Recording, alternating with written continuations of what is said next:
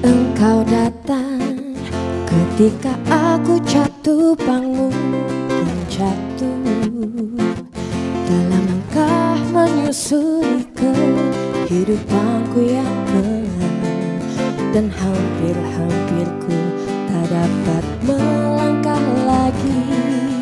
Dirimu hadir bagaikan sinar menerangi jalanku.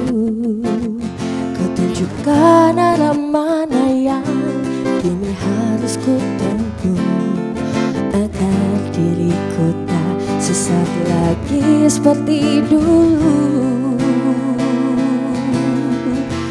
Bersama bayanganmu kasih, seakan ku terjaga dari mimpi-mimpi, dari kehidupan yang semu dan melenakanku, membuatku terlupa akan segala-galanya.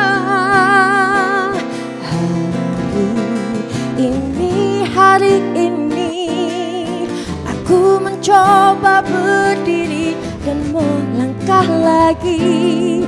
Bila esok sinar mentari pagi akan bersinar lagi, aku kan menuju cita-cita yang pasti. Oh, oh, oh, oh, oh.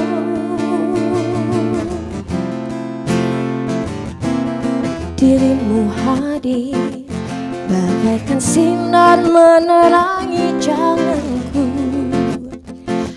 Kau tunjukkan arah mana yang kini harus ku tempuh, agar diriku tak sesat lagi seperti dulu. Bersama bayanganmu kasih, seakan-akan ku terjaga dari mimpi-mimpi, dari kehidupan yang semu dan melenakanku, membuatku terlupa akan segala-galanya. Hari ini aku mencoba berdiri dan melangkah lagi. Bila esok sinar matahari pagi dan bersinar lagi, aku kan menuju cita-cita yang pasti. Oh, oh, oh, oh, oh, oh.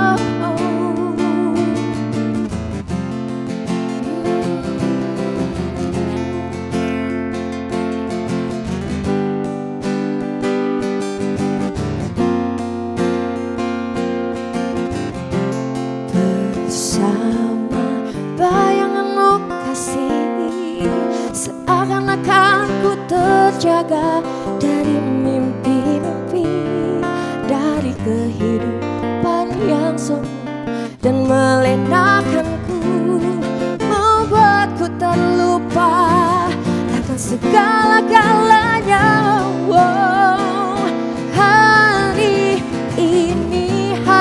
ini aku mencoba berdiri dan melangkah lagi.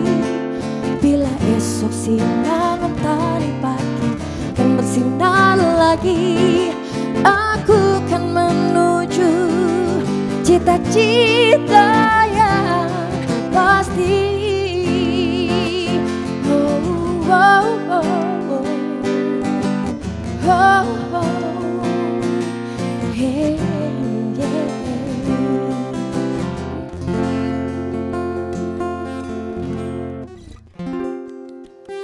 Yeay. Mana nih tepuk tangan? Ada audiens bayaran kita di sini, nggak ada tepuk tangan. Bener banget, tapi asik banget kalau misalnya mengawali pagi hari dengan mendengarkan sebuah musik akustikan gitu ya. Dari Tapi tadi jangan udah lupa, goyang-goyang terus bener, jangan lupa kita juga harus menyapa Sobat Nusa yang sudah menyaksikan di rumah. Selamat pagi. Selamat pagi. Tentunya kita berdua senang sekali bisa menyapa di tahun 2024 ini kita menghadirkan sebuah program baru dengan nama Antar Nusa. Ini program bukan sembarang program ya, karena kerjasama antara TVRI Bali, Nusa Tenggara Timur dan juga Nusa Tenggara Barat. Ada saya Galuh Praba. Dan saya Cok Devi, kita akan hadir selama satu setengah jam. Kita ada banyak sekali informasi yang akan kita bagikan ya pagi ini ya Galuh ya. 1,5 jam nanti kita akan isi dengan ada beberapa berita atau informasi yang viral di media sosial yang juga jadi pembicaraan hangat di masyarakat. Kemudian nanti juga kita mau ada ngobrol-ngobrol bareng juga. Harus ada ngobrol-ngobrol. Soal tahun 2024, mimpi, resolusi gitu kan ya. Tapi ini lebih kepada soal UMKM gitu. Cuan ya berarti cuan ya. Dong, cuan kan 2024 pasti resolusinya apa sih? Cuan lebih, sih kalau aku. Iya kan, lebih cuan ya sih. Benar ya banget. Kan? Selain Tapi kita lebih sehat, lebih cuan. Nah, gitu. jadi ada berbincang, terus kita juga bahas-bahas headline update, dan nanti juga akan ada informasi terkini yang menarik juga ya. Yang akan kita bagikan untuk Sobat Nusa. Tapi dari tadi resolusi kita sudah tahu. Kalau di Entertainment kira-kira apa nih resolusinya tahun 2024? Kalau teman-teman di sebelah sana resolusinya apa? Kalau tadi menyinari jalan supaya lebih cerah gitu ya. Kalau resolusi 2024 sih nggak muluk-muluk ya. Apa penting tuh? cuan seperti yang tadi Tuh dibilang. kan? Benar. Bener kan? Tapi Tapi cuan. tahun naga soalnya, tahun naga. Jadi memang katanya sih cuan untuk semua orang. Aku Mudah-mudahan. punya pantun boleh nggak? Boleh. Tapi jangan lupa bilang cakep ya. Pasti. Oke. Sambil nyapa yang ada di rumah. Beli ikan jalan kaki. Cakep. Tahu-tahu sampai Nusa Penida. Cakep. Ini pantun selamat pagi buat pemirsa Antar Nusa. Thank you. Curiga ini ntar minggu depan Thank you. Maria Ulfa yang gantiin kita di sini. Tapi mungkin Sobat Nusa di rumah juga penasaran sebetulnya informasi update apa sih yang lagi viral di sini yang bakal kita bahas. Sesaat lagi kita saksikan di headline terkini.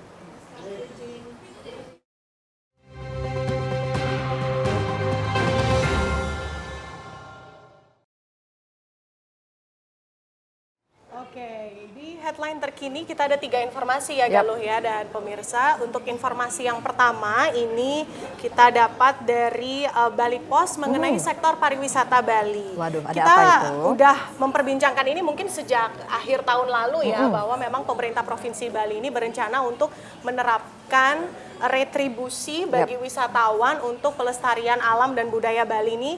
Setiap wisatawan yang sekali masuk ke Indonesia itu akan dikenakan $10 Amerika atau setara dengan Rp150.000.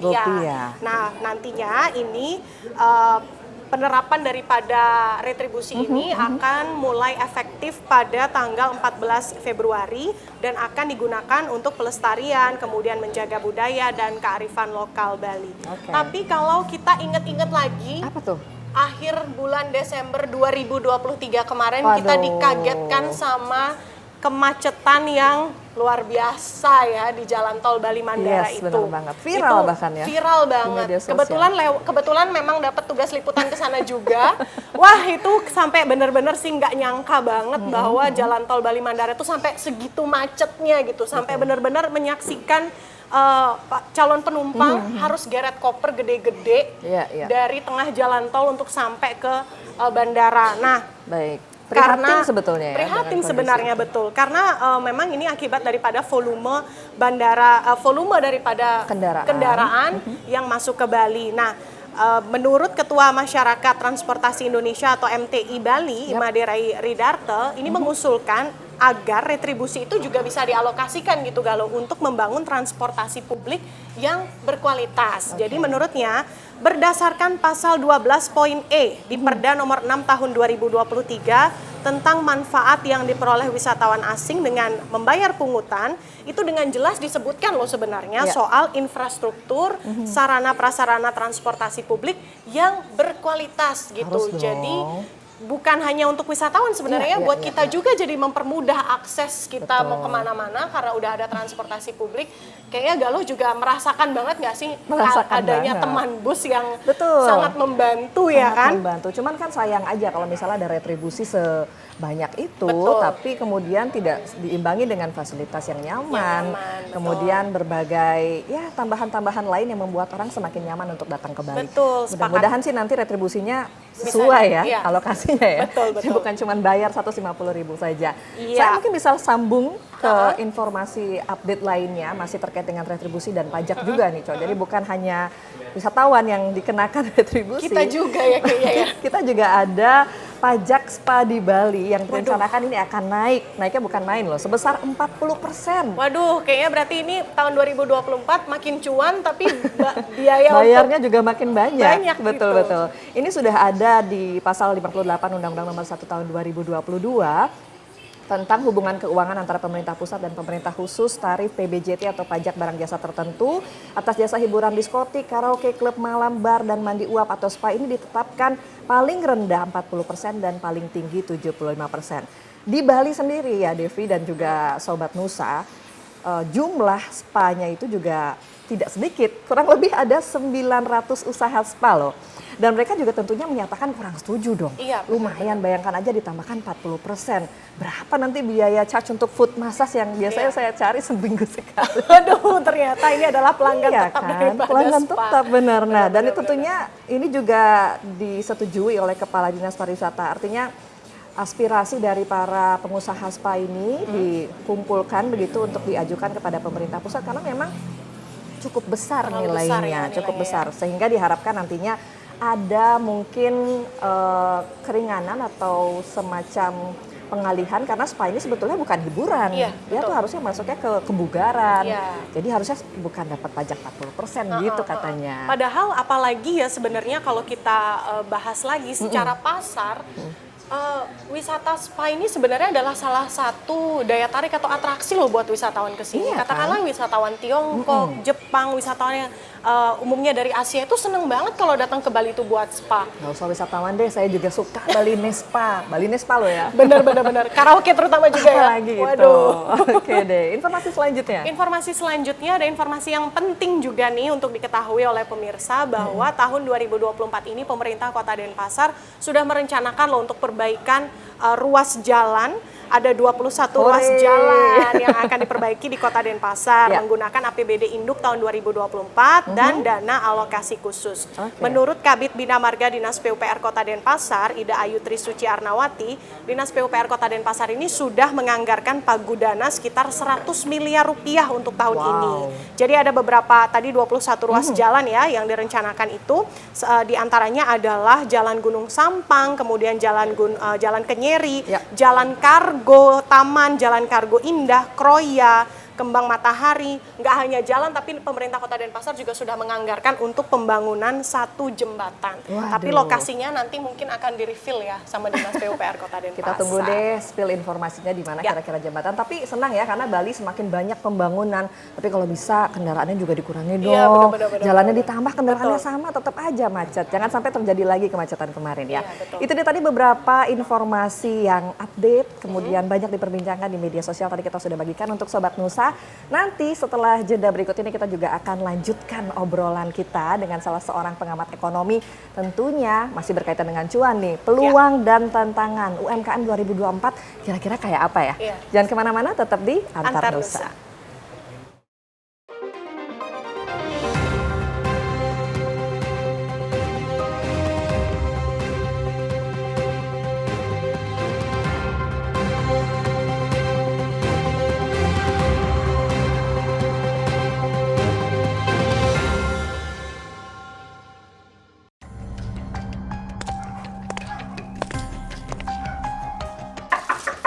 Bu! Bu! Ingat, besok pemilu, pilih Bapak ini. Untuk 5 tahun.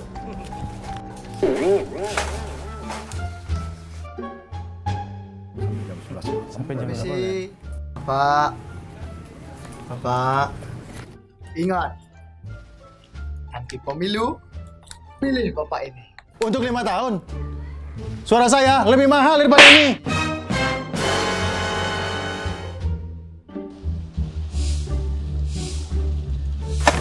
Ingat, nanti pemilu, coblos Bapak ini. Oke? Hari gini masih pakai cara singkat. Generasi muda Indonesia, ayo jadi pemilih yang cerdas. Karena satu suaramu akan menentukan 5 tahun ke depan. Tolak suapnya, kenali sosoknya, pahami programnya. Pemilih cerdas, pemilu sehat, bangsa hebat. Kita memilih untuk Indonesia.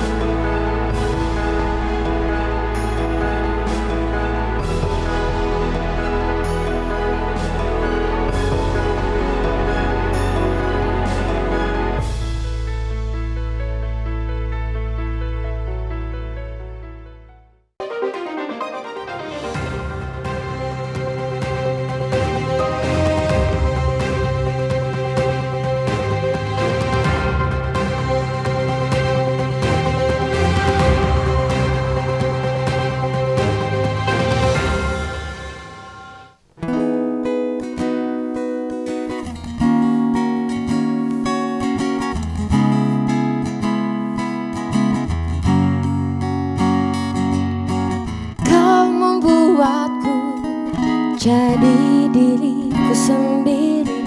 Aku tambah yakin kepada kamu. Kau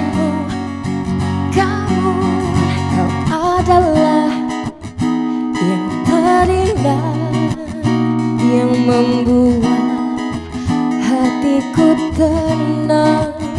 Mencintai kamu takkan pernah takut, sebab kau terima segalaku. Kau adalah yang terindah, yang membuat hatiku tenang.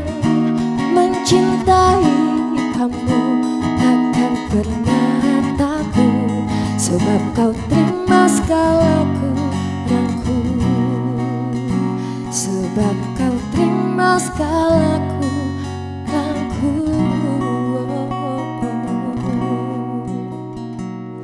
Oke, terima kasih teman-teman di Entertainment sudah buka lagi Betul. segmen yang kedua di Antar Nusa. Anda kembali menyaksikan Antar Nusa, kerjasama antara TVRI Stasiun Bali bersama dengan TVRI Stasiun Nusa Tenggara Barat dan Nusa Tenggara Timur. Kalau tadi kita udah janji ya, ngomongin betul. soal peluang cuan tahun 2024. Apa sih kira-kira ya di tahun naga ini? Tadi aku tahan naga. Usaha apa ya kira-kira ya gitu gak sih?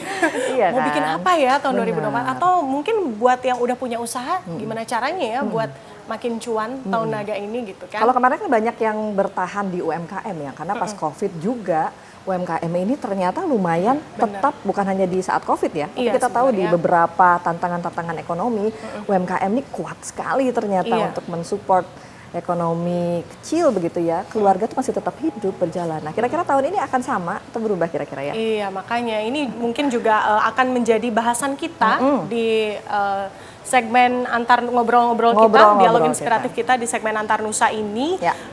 Kita akan bahas temanya adalah peluang dan tantangan Tantangan. UMKM tahun 2024. Di samping itu sudah ada kursi kosong nih, kursi panas. Siapakah kira-kira yang akan kita undang Kayaknya ke harus kursi kita panas undang ini? deh ya. Oke. Siapa narasumber kita hari ini? Kita akan mengundang pengamat ekonomi digital dari Primakara University. Ada Bapak Ide Bagus Ardi. Silakan Pak. Silakan datang, boleh tepuk tangan dulu dong. Tepuk tangan teman-teman mana yang ada di nih? sini. Tepuk tangan penonton kita. Aduh, selamat Om datang. Swastiastu, selamat Swastiastu, pagi, selamat datang Pak Gus Ardi. Apa kabar Pak? Kabar baik. Kabar baik. 2000 selamat tahun baru 2024 Pak Gusardi. Meskipun ini udah tanggal 9, kayak udah jauh ya Pak ya, tapi nggak terlalu jauh lah ya Pak ya. Masih bulan yang sama. Masih Enggak, yang menjadi pertanyaan adalah di tanggal 9 ini semangatnya masai ada. Udah mulai dar-dar karena kita aja udah banyak banget ternyata yang harus diwujudkan loh di awal tahun 2024. Nah, kita ngomongin soal peluang dan tantangan. Mungkin sebelum ke peluang dan tantangan kita flashback sedikit boleh ya Pak Ardi soal tahun 2023 kemarin saya banyak bahas soal UMKM. Kita sudah mulai pulih dari COVID kalau nggak salah. Meskipun masih merangkak kalau kata orang-orang di pariwisata karena belum 100% pulih di Bali. Tapi setidaknya sudah ada angin positif, angin segar begitu yang mendukung ekonomi Bali. Nah kalau dari pandangannya Pak Ardi sendiri seperti apa sih kira-kira kilas balik kita di 2023 kemarin? Oke, kalau kita bicara ekonomi Bali di tahun 2023, itu ekonomi Bali tumbuhnya itu kan sekitar 5% ya. Itu banyak didukung juga oleh pertumbuhan dari UMKM di Bali yang terus tumbuh tiap tahun. Kemudian saat ini data tahun 2023 itu UMKM Bali itu sekitar 442.000 jumlahnya. Banyak gitu Pak ya. 442.000. 442.000 data tahun 2023 dari pemerintah provinsi ya. Ya. Kemudian tantangan kedepannya adalah bagaimana kita membuat UMKM kita yang ada di Bali itu terus tumbuh. Kemudian yang sudah menjadi UMKM bagaimana dia bisa bertahan dan omsetnya terus tumbuh. Kemudian yang berikutnya adalah bagaimana digitalisasi UMKM. Itu program yang saat ini sedang digaungkan oleh pemerintah pusat dan di pemerintah daerah saat ini. Oke. Pak Gusardi, kalau kita lihat di tahun ini kan tantangan masih untuk sampai tahun 2024 begitu ya Pak Gusardi ya. Tahun 2023 kemarin sebenarnya selain tadi yang sudah Pak Gusardi katakan, apalagi sih Pak tantangan paling mendasar mungkin yang sering dihadapi oleh UMKM? Misalnya katakanlah apakah mungkin soal akses permodalan atau akses pemasaran sejauh ini seperti apa Pak kalau dari pandangan Bapak sebagai inkubator bisnis juga ini ya di Primakarya University? Kalau kita lihat tantangan UMKM di 2023 itu selain permodalan tentu saja, kemudian masalah pemasaran. Nah, pemasaran ini yang kalau kita di inkubator bisnis itu kan banyak membina UMKM, startup lah istilahnya begitu. Itu masalah yang paling mereka keluhkan adalah masalah pemasaran tentu saja. Mereka sudah punya produk kok pasar saya cuman segini-segini aja. Kemudian kami banyak menyarankan bagaimana program digitalisasi. Jadi digitalisasi itu ada banyak jenisnya, tidak hanya pemasaran saja. Bagaimana penggunaan teknologi di dalam bisnis sehingga mengurangi cost seperti itu. Kalau cost-nya rendah, kemudian pemasarannya kita tingkatkan dengan digital sehingga bisa mencakup seluruh Indonesia. Itu kan pendapatan naik, kemudian cost turun, tentu saja dari situ kita bisa tahu bahwa profitnya pasti akan naik dari situ. Gitu ya. Jadi kekuatan digital ya sebenarnya. Kekuatan digital. Jadi 2024 ini yang di pasar pun juga harus digital nih kayaknya ya. Bahkan pembayaran juga sekarang di pasar tradisional sudah menggunakan pembayaran digital, kris begitu. Nah kalau bisa sih pemasarannya juga digital. Tapi sulit tidak sih Pak? Karena kan yang melek teknologi informasi itu biasanya kan anak-anak muda, Gen Z. Gen Y deh juga ya itu. Belum tua banget kan Gen Y. Nah, terus bagaimana dengan mereka yang kayaknya pelaku UMKM dari 900.000 tadi, masa sih semuanya Gen Z? Pasti ada juga kan mereka-mereka yang baby boomer mungkin bahkan. Oke, tantangannya dalam proses digitalisasi tentu saja adalah pendidikan. Pendidikan, pelatihan, dan pendampingan sebenarnya. Oke. Kemudian ada pendidikan, pelatihan, dan pendampingan. Jadi harus belajar ya. Ya. Kalau kita pakai data dari pemerintah provinsi bahwa tingkat pendidikan pelaku UMKM itu masih cukup rendah. Masih cukup rendah? Ya, banyak tampatan SD malah. Sayang sekali ya. Tingkat pendidikannya. Kemudian selain jumlah tingkat pendidikan, pemerintah juga saat ini sedang gencar menggalakkan program pelatihan UMKM, program digitalisasi, kemudian program pendampingan. Ada seperti itu. Jadi setelah dikasih pelatihan, tentu saja dikasih pelatihan sekali UMKM itu tidak langsung ngerti biasanya. Nggak langsung bisa. Biasanya gitu ya. ada program pendampingan yang malahan kalau yang selama ini kami lakukan di Primakarya University itu pendampingannya itu lebih efektif menurut para pelaku UMKM. Karena pendampingan itu intens kita lakukan beberapa bulan. Kalau pelatihan kan 1-2 pertemuan selesai. Selesai. Ya, pendampingan itu kita bisa menggali apakah target pasarnya sudah tepat apa belum, kemudian strategi marketingnya kita evaluasi, kemudian bagaimana pendampingan membuat laporan keuangan yang baik sehingga itu menjadi bankable dan bisa diajukan untuk pengembangan usaha, mengajukan permodalan ke bank Ngajuin atau kur gitu ya, yang Pak? ngajuin kur dan lain sebagainya. Oke. Pak Gus Hardi, tapi kalau seandainya kita lihat tadi kan pendampingan segala macam pelatihan, tapi kalau boleh dibocorin juga, sebenarnya pelatihan soal digitalisasi itu lebih kepada apanya aja sih Pak yang diberikan kepada para pelaku UMKM ini? Kalau kita bicara digitalisasi UMKM, itu yang pertama yang biasanya kami lakukan adalah memberikan retargeting pasar. Oke. Jadi kadang-kadang misalkan usahanya di daerah di Denpasar misalkan. Oke. Kalau dia tidak menggunakan digitalisasi, tentu saja target pasarnya adalah Denpasar saja. Dan pasar saja ya. Kalau kita sentuh dia dengan pemasaran digital, target pasarnya bisa menjadi seluruh Indonesia, Betul. Bahkan seluruh dunia. bahkan seluruh dunia. Ya. Saat ini jumlah pengguna internet kita di Indonesia kan sudah 212 juta. Ya. Itu 77% dari jumlah penduduk Indonesia. Itu sangat besar sekali itu. Kalau kita menggunakan digital, pasar kita menjadi 200 sekian juta tadi. Ya, seperti itu. Yang pertama adalah retargeting pasar, kita ubah target pasar yang sesuai untuk produk atau jasa yang dimiliki UMKM apa sih? Kemudian yang kedua adalah pendampingan untuk pemasaran digital. Kemudian yang ketiga adalah otomatisasi bisnis. Jadi proses bisnisnya. Otomatisasi bisnis itu gimana tuh Pak? Otomatisasi bisnis itu contohnya seperti ini. Misalkan laporan keuangannya masih manual. Oke, masih dicatat Banyak di UMKM buku yang pakai gitu ya. kertas. Kemudian level berikutnya Iya. mungkin pakai Excel. Oke. Level berikutnya lagi pakai sistem. Oke. Oh Ya. iya. Mungkin Cok Devi dan Galuh pernah lihat UMKM yang ada di Denpasar lah, kita lihat sudah banyak pakai kasir itu pakai tab. Iya, Benar. Itu sekali input nanti untuk generate laporan keuangan, dia tinggal beberapa klik saja laporan keuangannya sudah jadi. Menarik ya. Itu salah satu otomatisasi bisnis. Jadi nggak usah bikin laporan keuangan gimana caranya bikin. Belum lagi selisih ngitung Ya, lagi selisih Pak. ngitung Nyari, dan lain nyari sebagainya. Rp100 tuh dicari Iya. gitu kan. Belum lagi nanti misalnya bukunya kena es teh tumpah. Ya, Canda seperti ya. itu. Ya. Jangan sampai lah ya. Tapi kalau misalnya ngomongin soal tadi pelatihannya ada banyak hal begitu, kok kayaknya susah ya untuk yang mereka nggak pernah mengenal digital. Karena kan apa nih harus buat website sendiri nih. Meskipun kita tahu sekarang sudah ada toko oren, toko ijo gitu ya. Tapi apakah harus buka platform website sendiri? Terus wah itu kan PR banget tuh kayaknya. Gimana tuh Pak? Sebenarnya untuk melakukan pemasaran digital kita bisa mulai dari hal yang sederhana saja. Contohnya Pak. Contohnya adalah dengan menggunakan sosial media. Ya, sosial media itu kan satu gratis. Misalkan kita pakai Instagram, Ya. apa TikTok atau YouTube tergantung. Oke. Dalam memilih platform sosial media, kita harus menentukan platform yang tepat juga. Target pasar kita siapa? Ya. Kalau misalkan targetnya ya 30 tahun ke atas misalkan, itu mungkin Facebook masih oke. Kalau 30 tahun ke bawah, kayaknya sudah jarang yang pakai Facebook. Mungkin Instagram Ya. atau TikTok. Kalau itu, Oke.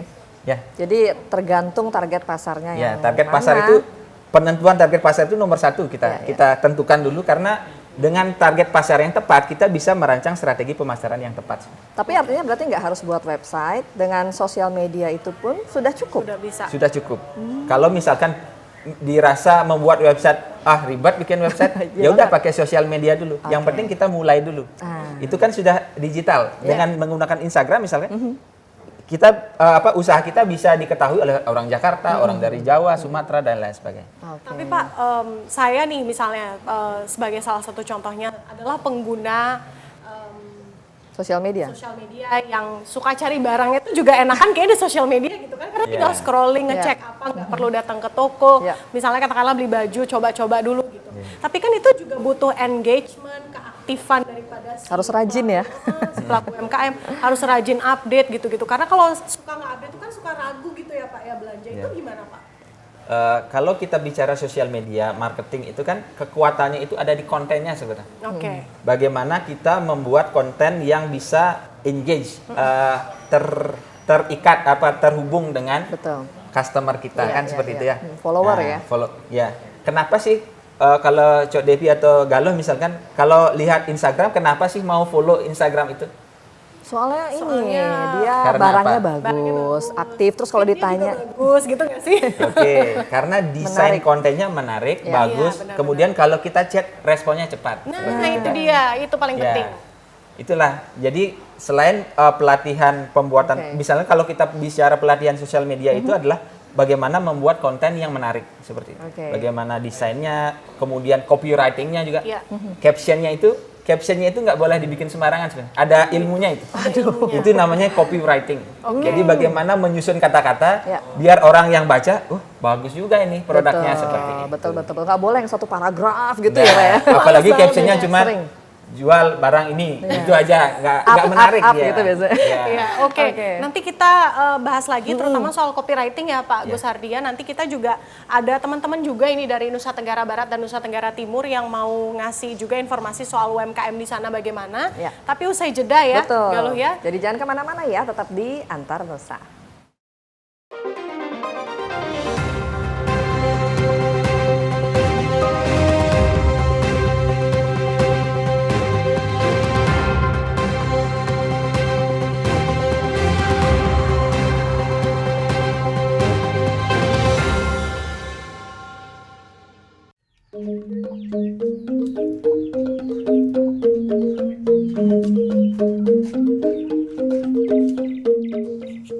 Beli. Tunit yang manu ya, kone tunis semangan dipekan nak bagi-bagi sembakau. Yang iraga memilih calagi entu, man tipis 50.000 dan beras 5 kilogram setiap orang. Seken nyen tuh. Seken? Seulu-ulu tuh nyen. Tuseng beli seken ne. Oh? Si aluh gitu. Ya, apa orang meme tuh? Pelih tuh me. Itu namanya manipolite. Apa badan keto ning? Manipolite ento artine polite nganggo pipes me. Po. Sing luhum yang gitu. Yang pun memilih man pipis, bapak ngajak memen cening, man pipis gitu loh. Pelih tuh po. Jangan hanya karena uang 50.000 dan beras 5 kilo, kita mengorbankan kepentingan bangsa selama 5 tahun. Adi gawat gitu. Berarti panak. Pada beli tuh. Ya selama meme masih. Ya, mari jadi pemilih yang cerdas. Memilih dengan hati nurani. Sebagai pemilih pemula, ingat, jangan tergiur dengan money politik.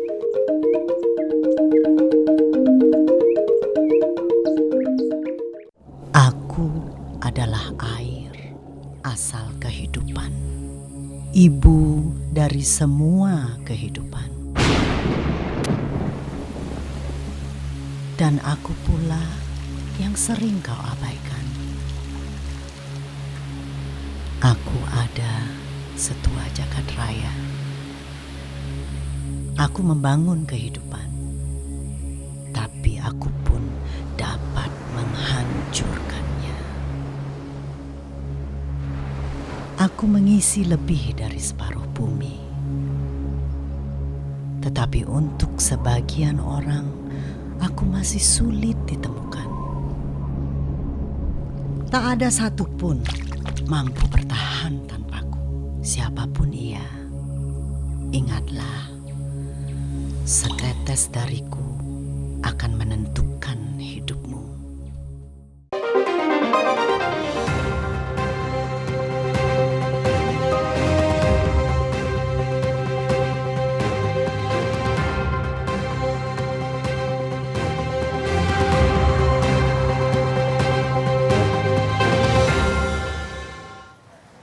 Kembali lagi menyaksikan Antar Nusa. Kayaknya pemirsa yang lagi ada di Bali setuju kalau cuacanya hari ini matahari jam 7 berasa jam 10 pagi ya. Jadi ini padahal baru jam 10 pagi Udah setengah Wita. 10 sih. Tapi rasanya udah kayak mau jam 12 ya, panas Iya ya. bener banget sih. Sepanas ini. tema kita hari ini dong. Oke, wow, sepanas tema kita. Sepanas kita juga gak sih? Oke. Tapi kira-kira ini juga berlaku sama tidak sih di Nusa Tenggara Barat dan Timur? Bener, kita sekarang mau sapa dulu teman kita dari Nusa Tenggara Barat. Ada Siska Olivia di Senggigi, Lombok Barat. Halo Siska, selamat pagi. Halo, selamat pagi, Cok Devi dan Galuh.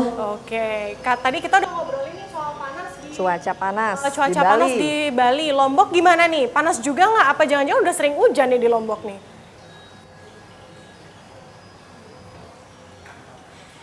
Iya, Cok Devi dan juga Galuh, cuaca saat ini juga lumayan terik. Memang masih pukul 9.36 waktu Indonesia Tengah dan cuaca yang tidak menentu ini juga kita alami di Nusa Tenggara Barat, Cok Devi dan Galuh. Oke, ternyata memang juga Sama berarti ya kondisinya. Itu backgroundnya kayaknya Siska lagi ada di sebuah hotel gitu. Curiga lagi staycation nih, jangan. Waduh, curiga lagi staycation katanya Siska. Oke Tapi deh. gimana nih kalau di sana kondisi pariwisata di Lombok setelah tahun baru ini masih ramai nggak nih Siska? Silakan dengan laporan selengkapnya ya Siska. Iya betul, terima kasih Cok Devi dan Galuh, pemirsa Antar Nusa dimanapun Anda berada. Betul sekali, saat ini saya sedang berada di Hotel Aruna Senggigi. Kalau dikatakan belum bisa move on dari tahun 2023, sangat tidak bisa move on. Karena di tahun 2023, Nusa Tenggara Barat mengalami peningkatan wisatawan. Dari target 2 juta kunjungan wisatawan, dan Nusa Tenggara Barat mampu mencapai wisatawan dengan 1,7 juta target kunjungan wisatawan, baik itu wisatawan lokal maupun mancanegara. Cok Devi dan juga Galuh, bisa dikatakan momen Natal dan Tahun Baru memberikan berkah bagi seluruh pelaku wisata karena kamar-kamar hotel yang dipesan itu mencapai 80% dan kondisi ini sangat membaik dibandingkan dengan tahun sebelumnya di mana para pelaku wisata ya dikatakan ataupun dihadapkan dengan kondisi pandemi COVID-19. Untuk menatap optimisme para pelaku wisata menyambut 2024 pariwisata yang bergairah di Nusa Tenggara Barat, saat ini saya akan mengajak Cok Devi, Galuh, dan pemirsa Antar Nusa untuk berbincang dengan General Manager Hotel Aruna Senggigi. Saya sudah janjian dengan Ibu Weni Kristanti. Ibu Weni, bagaimana jika dikatakan flashback kita di tahun 2023, apalagi momen Nataru di Lombok itu seperti apa kunjungan wisatawannya Ibu Weni? Ya, terima kasih. Yang pasti ini merupakan angin segar buat kami pelaku pariwisata di Nusa Tenggara Barat. Karena kita bisa melihat bahwa tingkat hunian atau tingkat kunjungan ke Nusa Tenggara Barat di tahun 2023 ini lebih meningkat dibanding dengan tahun 2022. Di mana 2022 kita masih pandemi, sedangkan di 2023 ini adalah perbaikan perekonomian. Dan ini sangat terlihat sekali bahwa tingkat kunjungan ke Nusa Tenggara Barat ini semakin meningkat dan juga daya beli masyarakat juga semakin meningkat. Ini menjadi angin segar buat kami pelaku pariwisata di Nusa Tenggara Barat ini. Baik, peningkatan kunjungan wisatawan ini dipengaruhi oleh apa saja kalau boleh tahu Bu? Ya, sebenarnya tingkat kunjungan ini semakin meningkat, sangat dipengaruhi oleh destinasi pariwisata, kemudian juga calendar of event, kegiatan baik nasional maupun internasional yang sudah diselenggarakan di Nusa Tenggara Barat ini. Kemudian kalau kita bicara masalah pariwisata ini kan destinasi alam, ada juga destinasi yang dibuat misalnya seni budaya maupun kuliner. Sehingga masyarakat bisa mengeksplor area-area di Nusa Tenggara Barat ini untuk menjadi salah satu alternatif daya tarik tersendiri untuk tamu berkunjung ke Nusa Tenggara Barat ini.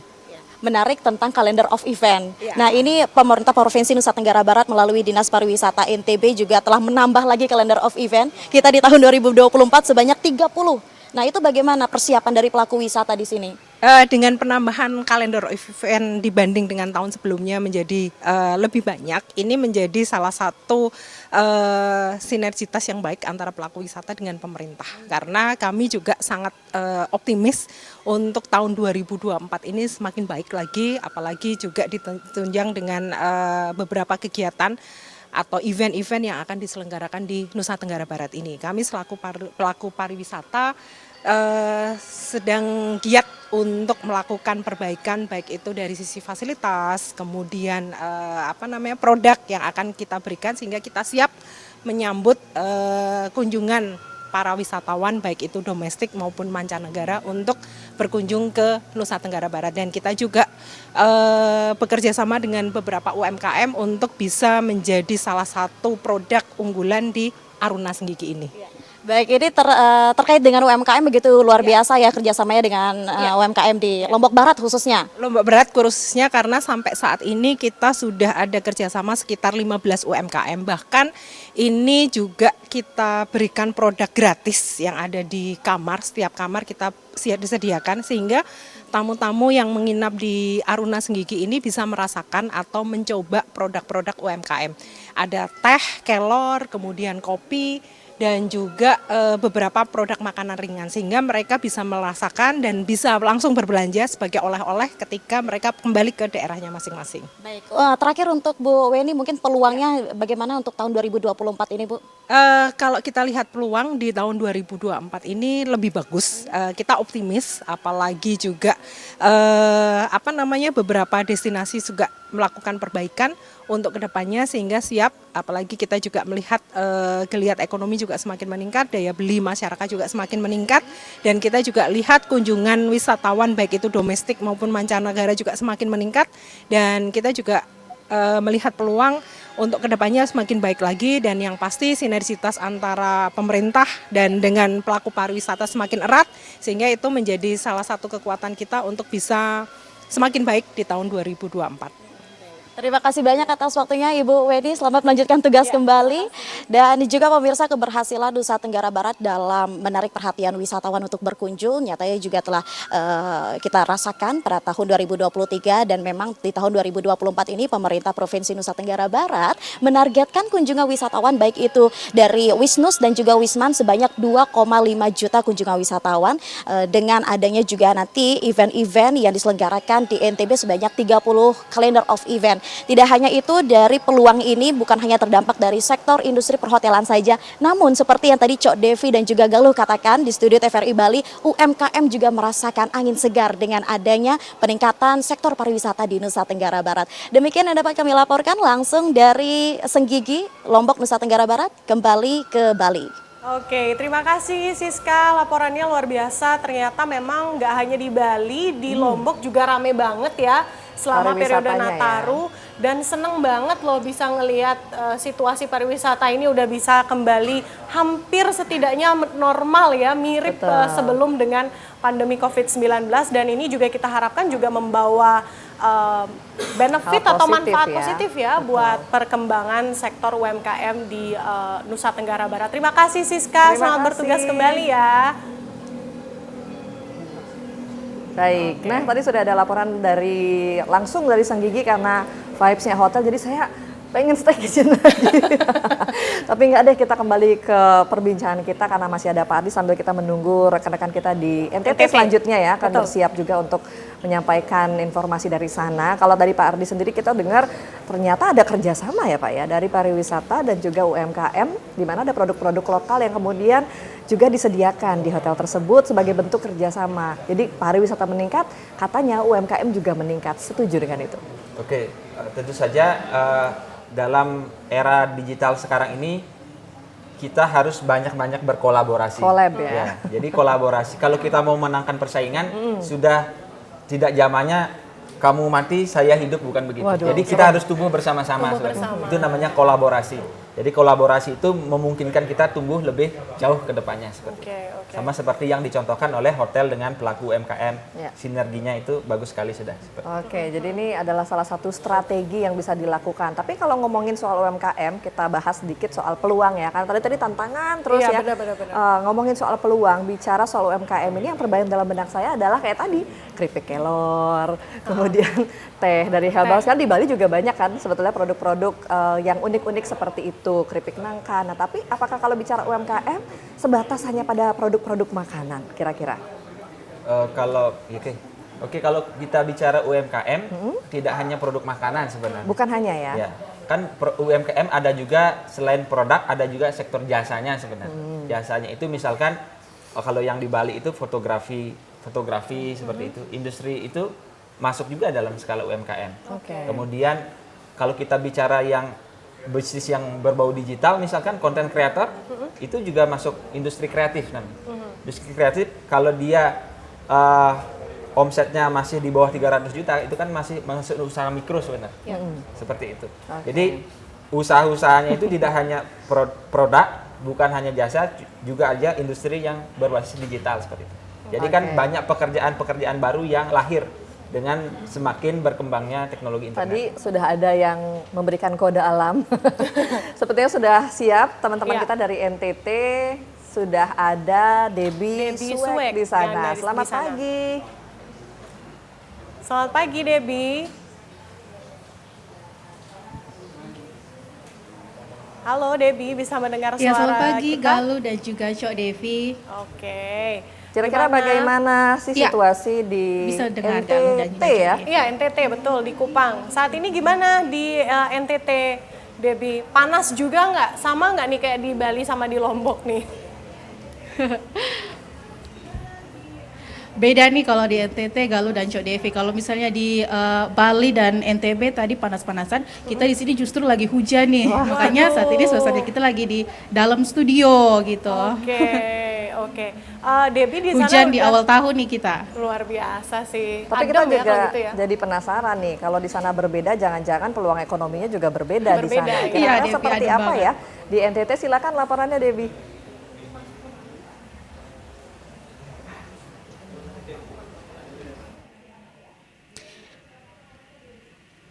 Ya, baik Galuh dan juga Cok Devi serta pemirsa Antar Nusa.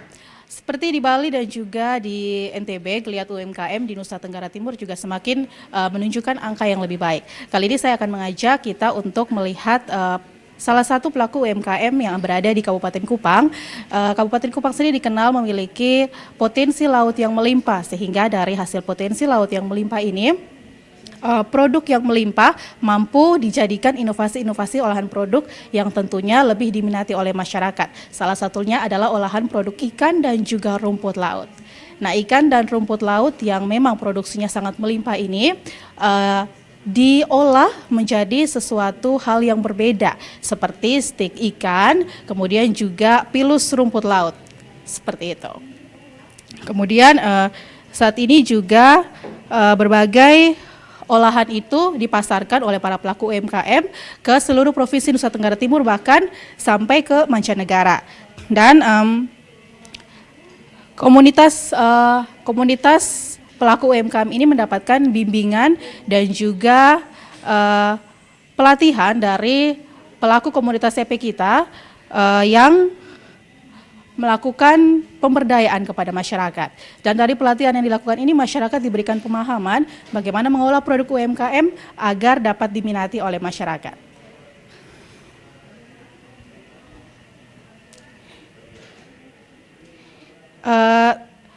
Kami juga memiliki seperti ditampilkan saat ini bahwa potensi laut yang melimpah ini dimanfaatkan oleh masyarakat untuk mengolah produk-produk yang tentunya berbeda dari sebelumnya. Nah, ini ada stik ikan, kemudian ada juga pilus rumput laut. Nah, pilus rumput laut ini sesuatu yang baru dan berbeda serta diminati oleh masyarakat juga. Aktivitas produksi hampir setiap hari dilakukan oleh ibu-ibu pelaku UMKM yang berpusat pada rumah pengolahan mandiri di wilayah Nolbaki, Kabupaten Kupang. Dalam sekali produksi, mereka bisa menghasilkan berbagai produk dengan minimal 5 kg per produk. Dikemas dalam bungkusan berbagai ukuran mulai dari 100 gram hingga 500 gram.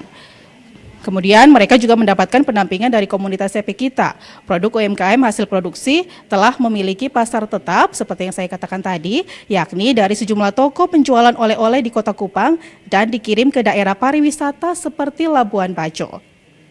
Para pelaku UMKM yang tergabung dalam rumah produksi Mindari berkomitmen untuk selalu berinovasi menciptakan produk dengan memanfaatkan potensi yang ada di wilayah Kabupaten Kupang, baik itu potensi kelautan maupun potensi pertanian lokal.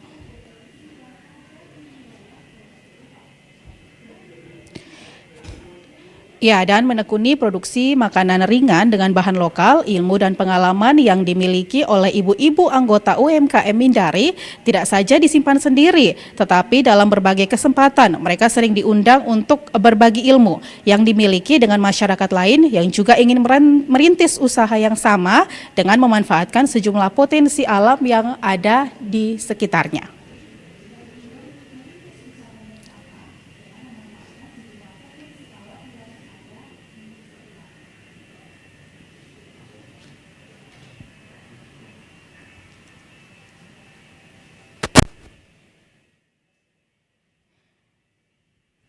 Ya, berikut adalah petikan wawancara kami bersama Wilhelmina Manafe, pelaku UMKM dari komunitas CP Kita.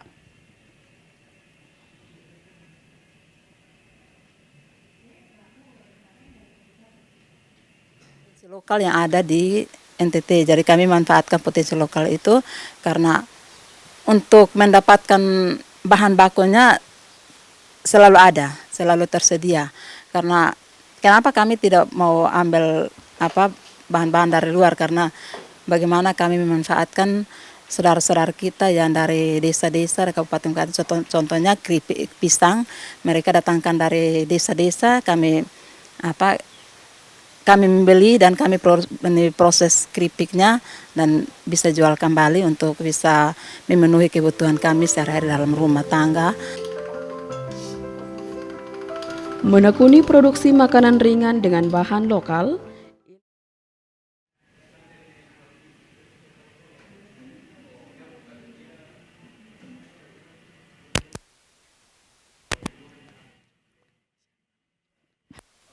hasil produksi berbagai produk dengan memanfaatkan potensi lokal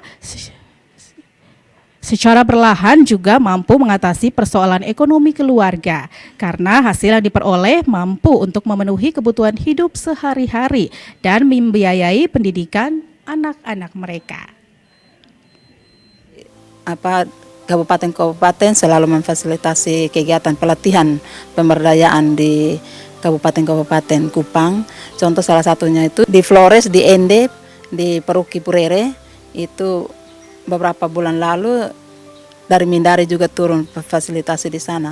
Jadi kami bukan hanya pengolahan untuk diri kami sendiri, tapi ilmu yang kami dapatkan itu kami membagi ke masyarakat di kabupaten-kabupaten maupun yang di kota yang memerlukan mereka ingin mengetahui produk-produk yang kami hasilkan.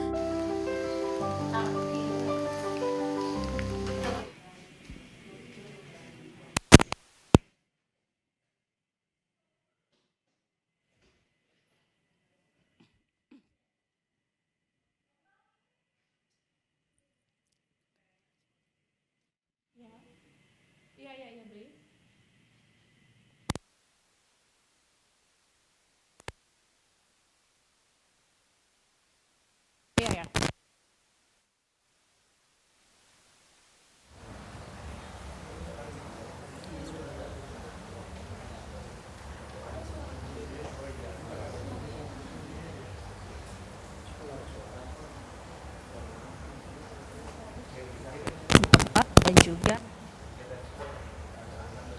dapat membantu masyarakat untuk terus berkembang di bidang UMKM. Demikian yang dapat kami laporkan, kembali ke Cok Devi dan juga Galuh.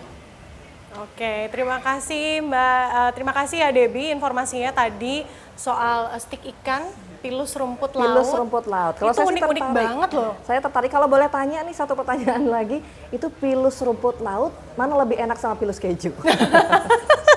Gimana Debbie?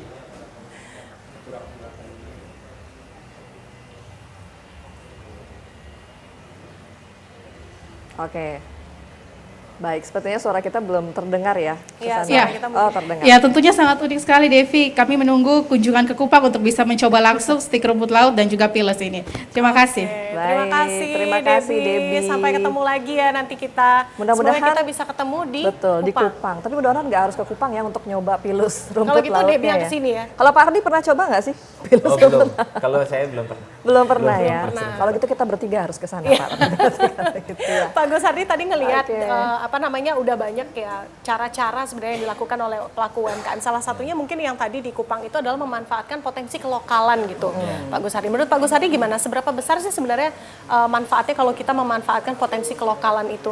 Betul. Sebenarnya kalau kita membuat bisnis itu kan kita harus menganalisis potensi yang ada di sekitar kita kan. Ya. Salah satunya adalah potensi rumput laut misalkan ada banyak kebetulan tidak diolah, ya. itu kita manfaatkan. Kemudian kalau di Karangasem misalkan salaknya banyak, Ya. gimana kita ngolahnya biar pas panen salak itu harga jualnya tidak jatuh. Misalnya kita olah menjadi keripik salak. Ya. Sekarang ada di Karangasem itu wine salak. Iya, betul, Ya, betul, dan betul, lain betul. sebagainya. Seperti itu. Iya. Oke. Pernah cobain nggak Wine salak pernah. Permen Wine salak. salak pernah juga. Pernah. Enak banget loh Masa itu. sih? Bener, enak. Kayaknya harus kita bawa ke studio biar nggak ini, cangkir aja ya. Sekali-sekali kita nge-wine pagi-pagi apa? Nggak boleh ya? Oke, tapi menarik bicara soal variasi produk-produk yang ada di sekitar kita. Jadi memanfaatkan apa yang ada, bukan hanya makanan ya. Iya. Tadi sekali lagi sempat dibahas juga, ternyata jasa ini juga masuk dalam salah satu peluang yang bisa kita ambil nih di tahun 2024. Salah satu tadi disebutkan jasa fotografi. Saya juga tertarik melihat ada banyak juga ternyata UMKM di Denpasar ya, terutama sekarang di Bali deh, yang menyewakan banyak alat camping, bahkan foto, kamera itu juga disewakan, baju, dress. Pendapatnya gimana nih Pak Hardi?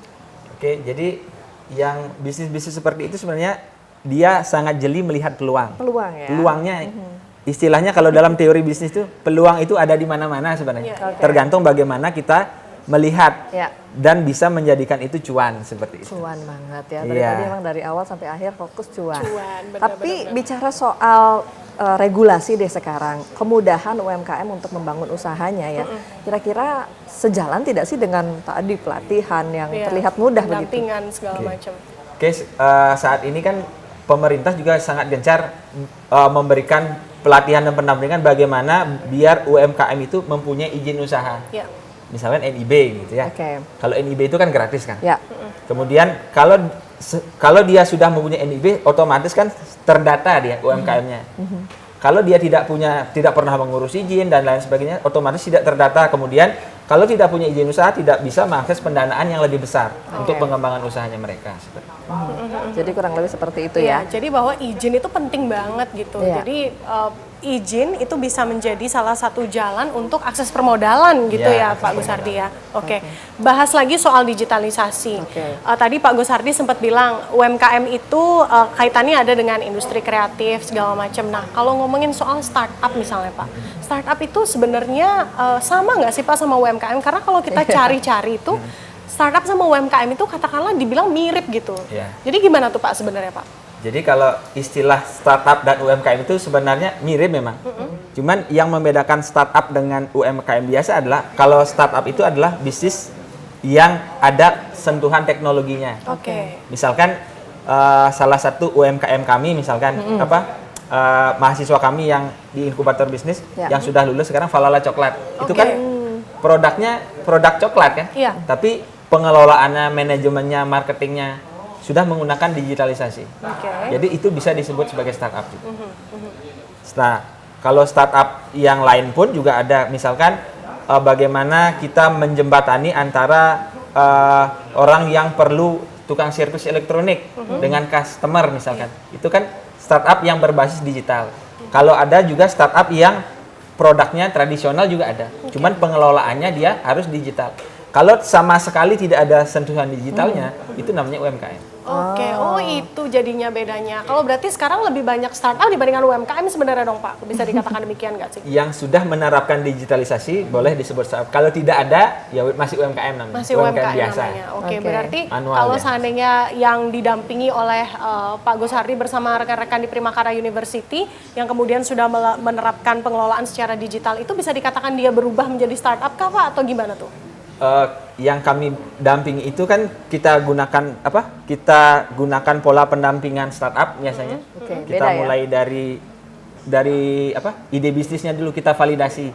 Idenya sudah bagus, kemudian target pasar, kemudian baru ke marketing dan pengelolaan manajemennya bagaimana menggunakan teknologi digital seperti itu. Oke, bahas tadi validasi mungkin ya Galo. Kenapa tuh? Validasi menggunakan cara digital. Itu gimana caranya Pak memvalidasi sebuah bisnis melalui cara digital itu? Kita validasi ide bisnisnya. Oke.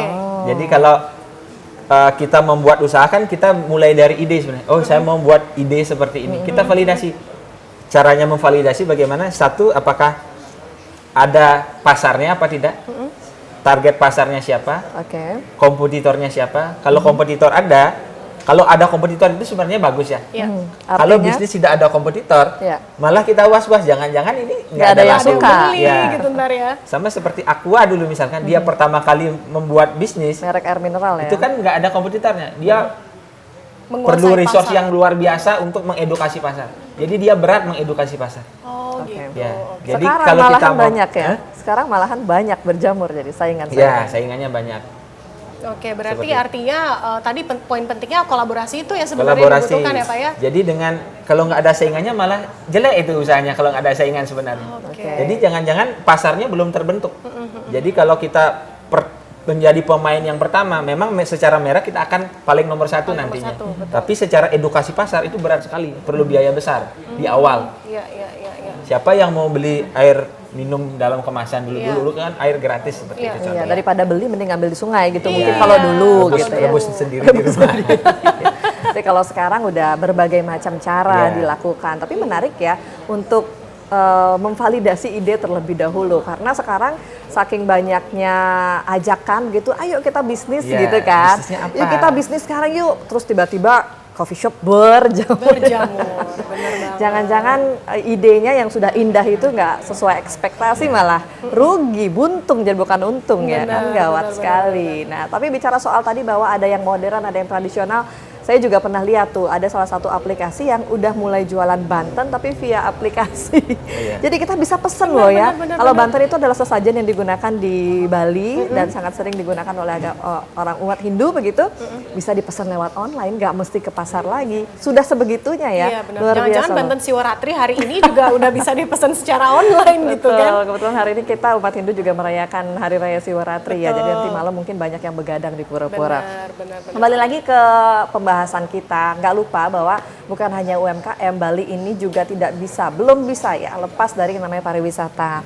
Dan kemarin kita sempat terpuruk, sekarang sudah mulai bangkit kembali. Kira-kira UMKM ini berhubungan erat tidak sih dengan pariwisata Pak Ardi? Meskipun kita tahu nanti ke depan katanya harapannya semakin positif begitu. Takutnya nih kembali lagi terjadi seperti kemarin. Kira-kira UMKM di Bali ini bergantung tidak sih dengan pariwisata sedemikian erat begitu?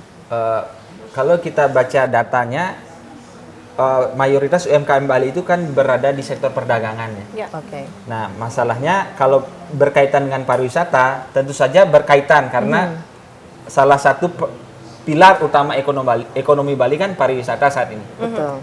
Kemudian sebenarnya kalau sebuah ekonomi tergantung hanya satu pilar itu tidak sehat sebenarnya. Baik. Nah, kemarin saya ikut rapat dengan Bappenas, itu digalakkan bagaimana kita membuat pilar ekonomi baru yang tidak hanya bergantung dengan pariwisata. Salah satunya yang dikemukakan kemarin adalah ekonomi kreatif dan digital. Misalkan di Bali itu sebenarnya digital banget. Infrastruktur digital di Bali itu nomor 2 di Indonesia secara infrastruktur. Kemudian banyak juga digital nomad di Bali.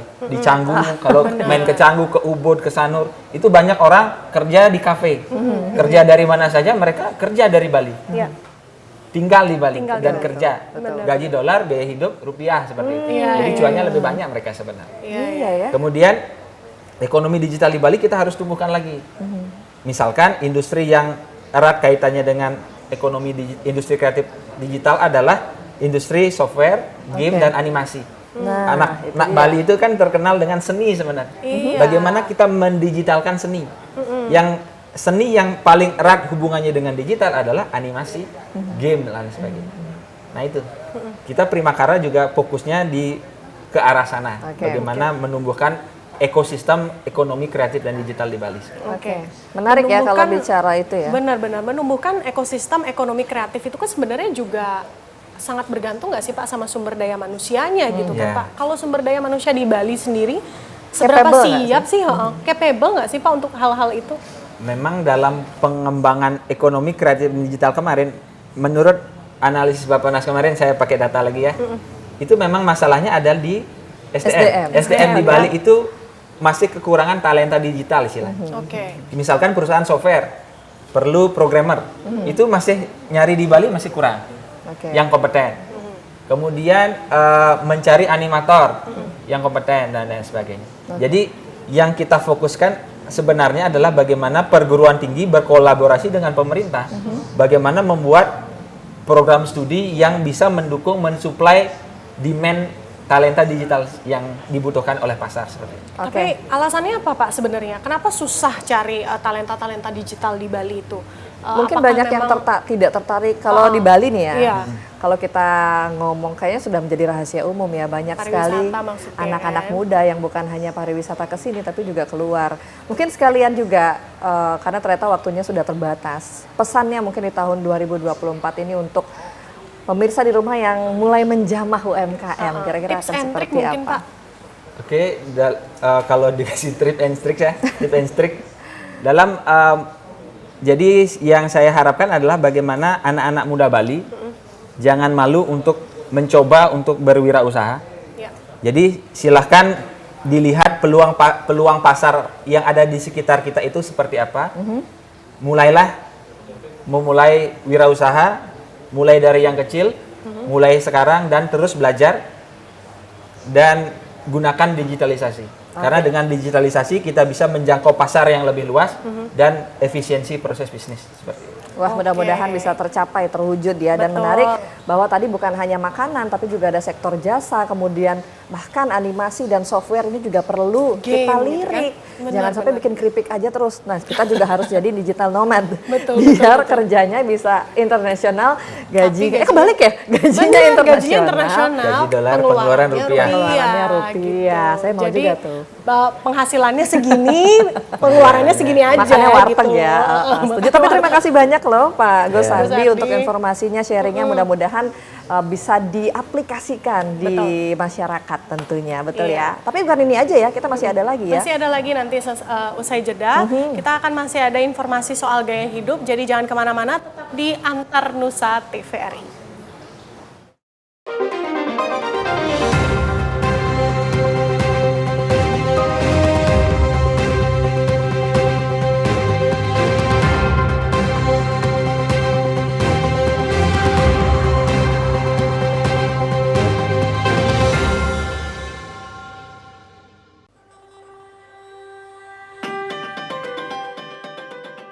Sebentar lagi waktunya memilih. Nggak cuma harus memilih kampus buat lanjut kuliah, tapi juga harus memilih siapa calon pemimpin bangsa untuk melanjutkan pemerintahan Indonesia. Kak, nih ada cemilan. Makan dulu. Kamu lagi sibuk ngapain? Ini mah lagi nyari kampus buat lanjut kuliah. Banyak juga ya. Pasti kamu bingung pilihnya ya? Atau mungkin kamu bisa kuliah di Univ Mama dulu aja.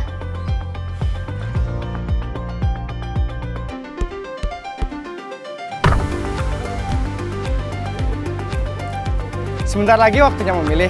Pastikan kalian memilih calon pemimpin yang tepat dan jangan lupa cek apakah kalian sudah terdaftar di website cekdptonline.kpu.go.id. Teman-teman, sini.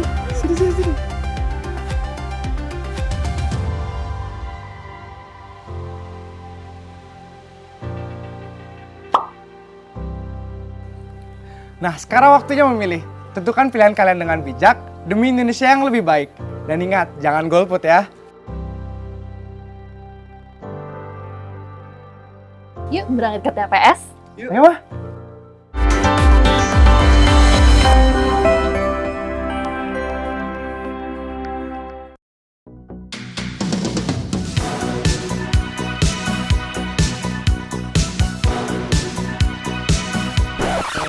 Rame banget, Dul. Iya.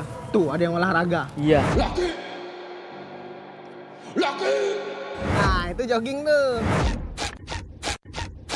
Wih, ada yang latihan dance. Ngelukis, ada yang ngelukis, Man. Mana? Dul, coba dulu kita nggak bersatu, nggak bisa nih kayak gini. Iya juga ya.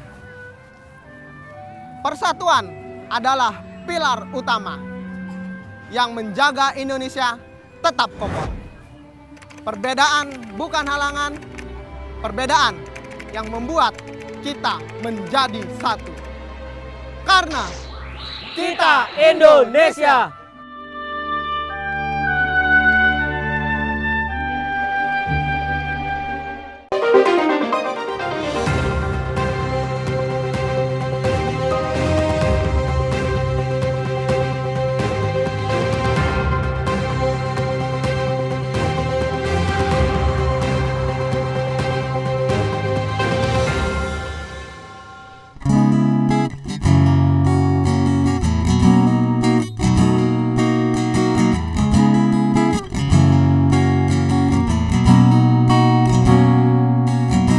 Surga itu kamu, duniawi juga kamu. Sumpah mati yang ku mau jumpa sama kamu. Surga itu kamu, duniaku penuh kamu. Kita bikin mesra, tubuh panas hati dingin. Aduh,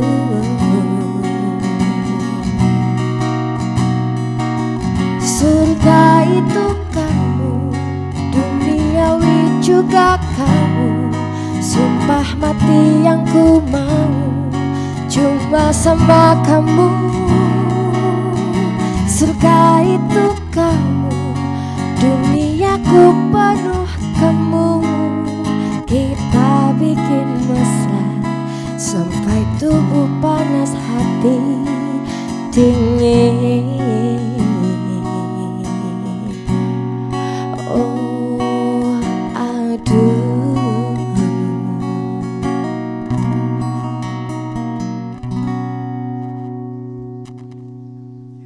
Aduh, lagunya kok dari tadi cinta-cinta melulu. Jadinya merasa malam minggu.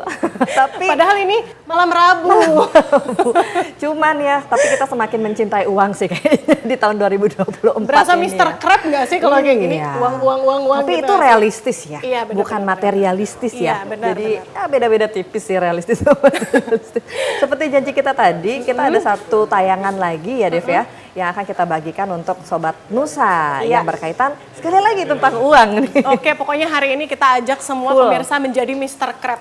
Cuan-cuan, uang gitu nggak sih? Betul. Nah, seperti apa sih kira-kira tayangannya ini akan dibawakan dalam itu program Sekitar kita. Nanti ada Abdul ya dan Ya. juga Belo yang akan menyapa kita dengan tayangannya. Kira-kira seperti apa? Langsung kita saksikan bersama-sama.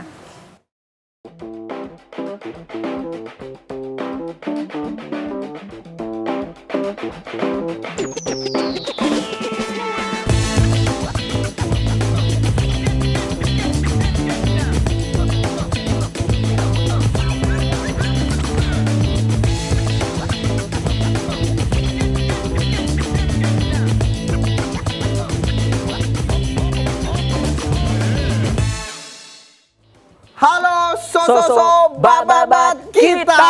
Kembali lagi di Sekitar Kita, acara terbaik di TVRI Bali dan fenomenal sepulau Bali. Sampai kapanpun titik. Benar. Bahkan katanya fenomenalnya sudah nyampai ke Mataram ya. Udah nyebrang ya, udah nyebrang. iya. Belo, Apa saudara Abdul? kabar gimana? Sehat. Abdul gimana? Lancar. Wes, gimana keadaan finansialmu? Aduh, kadang terpuruk, Wah, kadang aduh. bangkit. Ya namanya juga siklus. Dirimu gimana, Ben? Lumayan. Lumayan apa? Lumayan, ya bisa menjalani hari udah cukup lah ya. Tapi Bel, kamu lebih suka ngumpulin Megang duit, nah. atau beli emas atau investasi apa? Aku tetap menabung di bank aja dulu. Di bank. Di Oh bank. berarti duit ya? Duit. Robot-robot anti? Belum Oh, ngerti pengen. aku. Takutan aku. Parnoan sama duit. Robot-robot. Kan ada robot-robot tuh yang bisa trading. Aduh, nggak mampu palaku. Nah, ini dia Sibuk. Belo. Kita akan ngutak-ngatik tentang masalah keuangan. Nah, kali ini tema dari Sekitar Kita adalah ngomongin soal uang dari awal sampai kita bedah. Kita bedah uang. Jadi gitu. Bel, kamu udah tahu nggak asal-usul uang tuh gimana? Uang, iya pengganti barter setahu aku ya. Benar, Iya. jadi dulu tuh uang tuh koin dulu. Oh iya, ya itu ya mungkin sejarah. Bentuk itu uang dia. itu bagaimana ya dulu ya. Benar, daripada kita bertanya-tanya, Ya, koinnya bagaimana kayak gimana? sejarah Atau uang gimana? itu? Langsung aja, ini ada video dari tim Sekitar kita udah nyiapin. tentang Langsung sejarah aja. uang. Asal-usul uang.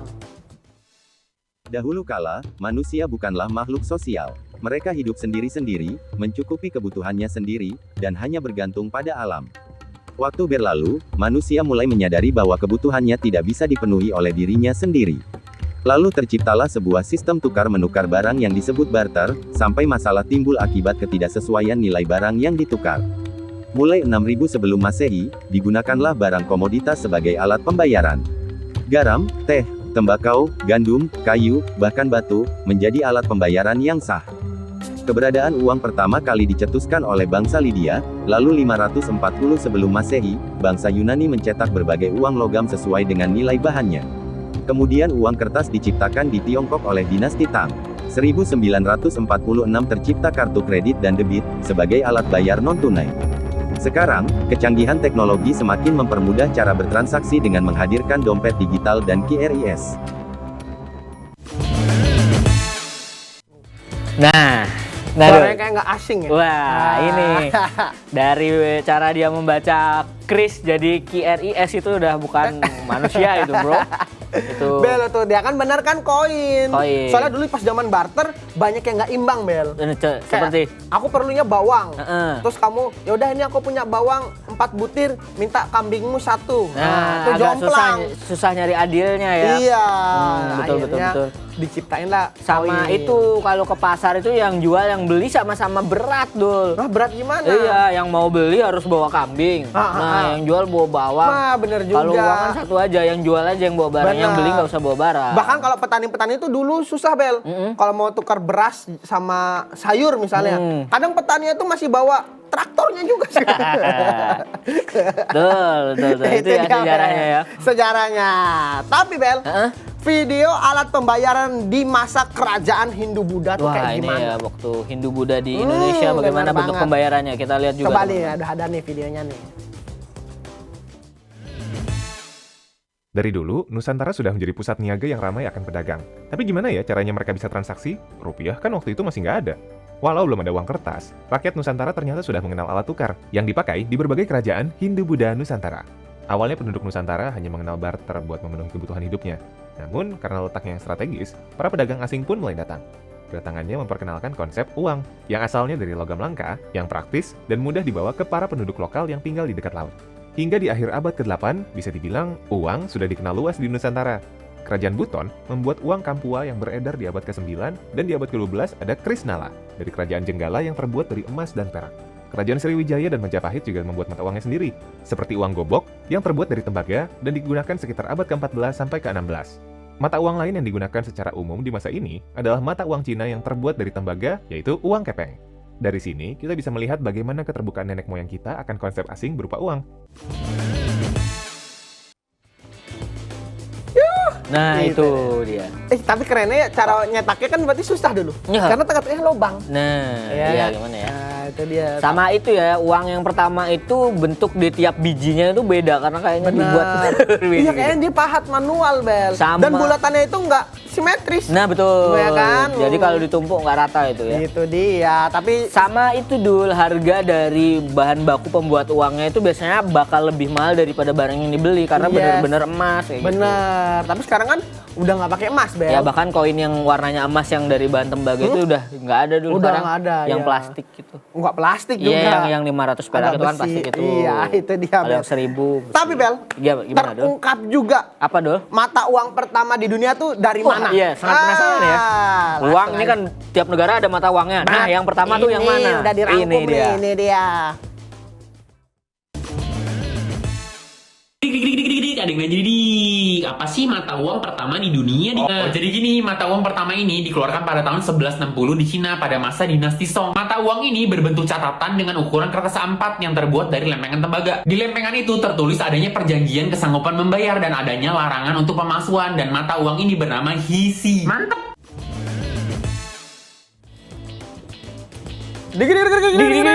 Nah, itu easy aja ya. China. Itu dia. Apa-apa itu selalu dari Besarnya China. A4, Bro. Sekertas. A4 ya. Uang kertas pertama, mata uang yang pertama ya. Benar. Lebih kayak ini ya, SOP ya. Surat perjanjian kerja kayak gitu. Kayak lebih MOU nggak sih? Iya, MOU. Perjanjian. SOP. Peraturan. Iya, peraturan kerja. Iya, kayak MOU ya, perjanjian benar. ya, hitam di atas putih. Dompetnya tuh Oh iya, dompet. pakai tas sih, Iya. pakai tas. Dompetnya ransel. Dompetnya ransel. Dompetmu di mana? Ini gue gendong. Itu dia. Jadi Belo. Nah, misalkan bayar pakai uang lebih tuh nggak dapat kembalian dulu. Kembaliannya di nggak amatnya di dompet gitu. Nih, jadi alapan. Tapi Bel, Apa uang tuh? kertas pertama di Indonesia. Nah, iya, sangat Ini penasaran dia. ya. Uang kertas pertama di Indonesia itu pasti bentuknya kira-kira kayak gimana ya? Gimana ya, daripada kalian Atau mungkin penasaran? bahannya kayak gimana? Langsung Uang aja. kertas Udah ada pertama. videonya. Rp1 mungkin ya. Gimana sih uang kertas pertama di Indonesia? Jadi gini, uang kertas di Indonesia pertama kali digunakan sama perusahaan Hindia Timur Belanda pada tahun 1783. Nah, tapi uang kertas rupiah sebenarnya baru diluncurin tepat 2 bulan setelah kemerdekaan RI, yaitu pada 17 Oktober 1945. Nah, uang pertama Indonesia ini bernama Uang Republik Indonesia atau ORI, yang mana bukan cuma sebagai alat pembayaran, tapi juga sebagai salah satu lambang negara merdeka. Nah, bentuk-bentuk uangnya kayak gini nih, ada yang 5 sen, 10 sen, setengah rupiah, 1 rupiah, 5 rupiah, 10 rupiah, 100 rupiah. Mantap! Wow, itu dari Jadi dulu sen pakai ya. rupiah, pakai 1. Iya, itu angka 1000-nya itu 1 Ada mungkin. sen, Sen ya. di bawahnya itu ada sen. Mumpung lagi bahas gini, kamu setuju nggak kalau kan ada obrolan juga kalau uang Indonesia bakal misalnya 1000 jadi 1 rupiah? Ya itu namanya redominasi. Tahu aku tuh. Ya itu kamu setuju nggak? Awalnya setuju ya, kesannya biar ini ya nggak ribetin ngomong kayak gitu Dul. Tapi setelah menurut penelitian Dul, biaya mau ngubah uang itu banyak banget. Dan ngaruhnya nggak terlalu signifikan, akhirnya nggak jadi. Awalnya kan kita kan ada uang cetak yang baru tuh, maunya di angkatan itu mau dikurangin nolnya. Tapi ternyata apa? Mungkin perlahan kali. Ya masa peralihannya agak susah ya. Karena dulu membiasakan tahu diriku nih Bel ya. Pernah baca-baca. Dirimu. Iya. Itu Turki dirimu. pernah kayak gitu. Redominasi. Yes, benar. Terus berjalan nggak sekarang? Ya berjalan. Kayaknya harus redominasi aja deh. Iya. Iya nggak? Tapi kecuali kita harus punya Kapadokia ya. Wah, sama di Batu ada. Ini ya, jadi di Batu. Batu Malang. Batu Malang ada. Iya, Tapi bagus juga loh, $1 sama dengan 13 rupiah gitu kan lebih dikit iya, ya. lebih Nggak, enak ya. Nggak 13.000. Iya. Gitu Tapi ya. bingungnya ntar kagetnya gini pas beli mobil. Misalnya 100, Iya. misalnya 500 juta. Jadi cuman 500.000 Dul itu Dul. Iya, kan? Kaget. Berapa mobilnya? 500.000. Yang jual udah redominasi, yang beli masih nganggap uang lama. Ini uang saya 5 juta, kembaliannya mana 4,5 juta. Akhirnya kan kalau nggak salah ada berantem di lobi ya. Iya. Itu ya dilema redominasi. Benar. Terus ada apa lagi Dul? Bel, kalau kita ngomongin uang, desainnya tuh selalu bagus-bagus. Iya, uang jadul. Bahkan mata uang kertas di negara-negara lain berapa punya kan ya? Tak lihat tuh. Sama Indonesia tuh desainnya bagus, sama-sama bagus. Bagus juga. Nah, desainer uang jadul. Nah, bagaimana apalagi dia dapat inspirasi dari mana coba? Belum ada komputer. Nah, kita nih langsung aja Tulis lihat tangan videonya mungkin ya. nih. Gimana nih? Desain uang jadul. Kamu tahu nggak sih siapa yang desain uang? Yap, karena kemarin kita habis bahas color teori di desain uang baru, kali ini mari kita cari tahu siapa sih yang ngedesain uang rupiah jadul ini? Wah, lihat deh ada tulisan Del. Apakah desainernya orang Belanda?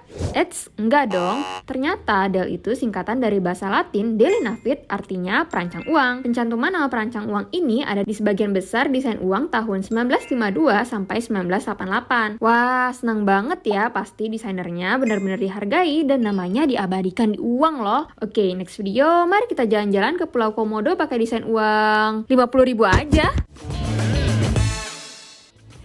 Tadi ngomongin juga Bel, luar negeri. Ini negara yang menggunakan rupiah sebagai alat tukarnya. Wah, ternyata uang rupiah tidak dipakai di Indonesia saja. Ada negara-negara lain yang pakai uang rupiah. Langsung Ini dia. aja kita lihat. 3 negara ini ternyata pakai rupiah sebagai alat pembayaran. Arab Saudi. Di Arab, mata uang rupiah diunggulkan. Hal ini disebabkan karena hubungan yang sangat erat dari kedua negara. Setiap tahun, Indonesia tidak pernah absen mengirimkan jemaah haji ke sana. Oleh sebab itu, pedagang di Arab bahkan tidak hanya menerima pembayaran dengan rupiah, namun juga bisa dengan lancar menggunakan bahasa Indonesia. Timur Leste. Tetangga dekat kita juga masih memakai pembayaran rupiah. Perlu diketahui juga, kalau di Timur Leste tidak hanya rupiah saja yang berlaku. Uniknya, penduduk Timur Leste juga tidak terlalu memperhatikan kondisi uang sama halnya dengan penduduk di sini. Sekalipun leceh, uang kertas masih bisa digunakan. Thailand. Bahasa Indonesia di sana lagi populer. Di Thailand bisa bayar pakai rupiah. Oleh sebab itu, para pedagang di sana memudahkan para turis yang berasal dari Indonesia tanpa perlu menukar uang mereka dengan baht. Apalagi ditambah fakta kalau bahasa Indonesia sekarang juga mulai populer. Banyak orang Thailand yang mempelajarinya. Tentu hal ini membuat kita semakin bangga. Wow, di luar negeri juga ada yang pakai mata uang rupiah. Arab Saudi, Timur Leste, dan Thailand. Benar, Bel. Tapi kalau kamu tahu nggak sih mata uang termahal di dunia apa? Curiga aku sih pound sterling Inggris ya, Du? Benar, pound sterling, euro, dolar US. Mungkin itu ya, 3 itu ya. Langsung aja dah, ini benar apa enggak mana yang kita benar nih? tebaan kita ini? 5 mata uang termahal di dunia. Kelima, pound sterling. Mata uang resmi negara Britania Raya ini lebih tinggi daripada dolar Amerika Serikat di mana 1 pound sterling setara dengan 18.889 rupiah. Keempat, dinar Yordania. Nilai tukar Yordania dinilai cukup tinggi di mana 1 dinar Yordania setara dengan 20.249 rupiah. Ketiga, rial Oman. Oman berhasil mempertahankan nilai mata uangnya selama 5 dekade di mana 1 rial Oman setara dengan 37.242 rupiah. Kedua, dinar Bahrain. Negara kecil di Teluk Arab ini memiliki ekonomi yang cukup baik dan untuk nilai tukar mata uang di negara ini, 1 dinar setara dengan 37.952 rupiah. Pertama, dinar Kuwait. Meski mata uang ini gak begitu banyak diperdagangkan, permintaan untuk mata uang ini cukup tinggi di mana 1 dinar Kuwait setara dengan 47.070 rupiah. Dan itulah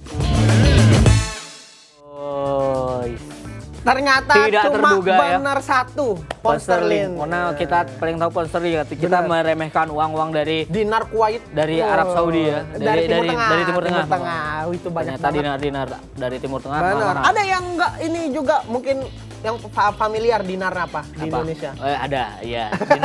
Dinar permen. Ya udah kita tukar uang dulu kali ya. Kita tukar uang rupiah kita yang nggak seberapa itu menjadi dinar Yordania biar makin sedikit. Ini ada yang mau lewat.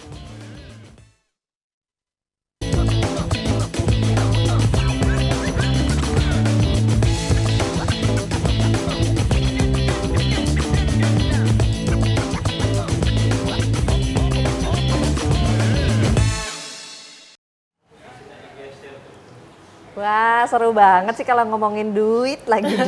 Itu ini ya, edukasi ya buat kita. Edukasi, betul. Ada caranya bikin uang dari zaman tradisional, sejarahnya juga. Tadi bahkan saya juga baru tahu tuh ternyata dinar Kuwait 47.000. Mukanya Galuh tadi tuh $1. representatif Hah? banget gitu kan? loh. Kayak iya. Kayak berarti kita gitu belum kan. mampu kayaknya untuk jalan-jalan ke sana. Ya udah, tahun iya. ini kita jalan-jalan Korea Selatan aja dulu ya. Waduh, jauh banget. Mencari Harus apa-apa. ini traveling di dalam negeri dulu. Setuju sih, gitu. cintai produk-produk Indonesia ya. Betul. Tapi sebelum jalan-jalan, mungkin ada baiknya kalau kita di tahun ini, karena kita sudah ngomongin peluang dan tantangan UMKM di tahun ini, jangan lupa juga dong untuk menyisihkan gaji kita untuk investasi. Biar ada bekal untuk di masa depan, ya kan? Investasi, tabungan, beli emas gitu kan. Pinter Jangan sekali ya emas-emas kita. yang ini ya. Baik, nah mudah-mudahan bermanfaat. Sekali lagi terima kasih untuk pemirsa Antar Nusa dimanapun berada. Jangan lupa besok dan hari Kamis ini masih ada lagi Masih ya. ada. Tapi Kalau bukan besok, kita. Kalau besok kita di NTB ya? NTB. Besok kita akan Antar Nusa akan live dari Nusa Tenggara Barat gitu Kira-kira kan. ada informasi menarik apa? Pastinya nggak kalah menarik dengan Betul. hari ini. Ya udah deh, kalau gitu ada saya Galuh Praba dan saya Cho Devi. Kita berdua pamit undur diri ya dari Bali. Besok kita akan bersiaran dari Nusa Tenggara Barat. Ada teman-teman NTB nanti yang akan menyapa dari sana untuk pastikan. Antar Nusa. Jadi pastikan ya. Untuk tetap nonton Antar Nusa hanya di TVRI Media Pemerintah. Sampai jumpa.